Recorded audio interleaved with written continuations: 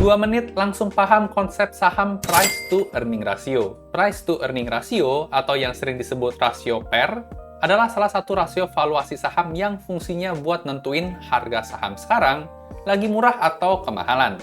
Caranya adalah dengan membandingkan harga saham sekarang dengan laba bersih per lembar sahamnya. Biar lebih gampangnya, bayangin kamu lagi rencana buat beli kos-kosan buat investasi. Ada 2 pilihan. Kos pertama dijual seharga 1 miliar dan menghasilkan pendapatan bersih 80 juta per tahunnya. Kemudian pilihan yang kedua ada kos dijual seharga 2 miliar, tapi penghasilannya bisa mencapai 200 juta per tahunnya. Nah, mana nih kos yang kira-kira dijual lebih murah? Langsung aja kita hitung rasio price to earning rasionya. Rasio per kos yang pertama berarti harga unit yang 1 miliar tadi dibagi labanya, yaitu 80 juta. Maka dapat nih angka di 12,5 kalinya. Sedangkan buat kos yang kedua, 2 miliar dibagi 200 juta, dapat di angka 10 kalinya.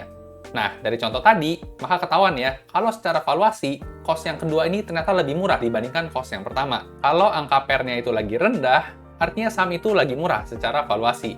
Patokan umumnya di angka 10, tapi tentu perlu diingat ya, PER yang rendah belum tentu merupakan saham yang bagus juga.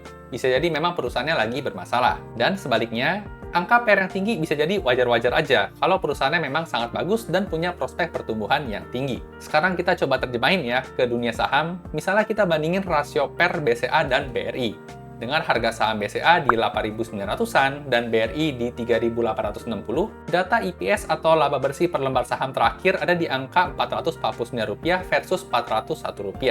Maka buat rasio PER-nya, harga saham dibagi EPS, ketemulah angka 19,9 kali versus 9,6 kali.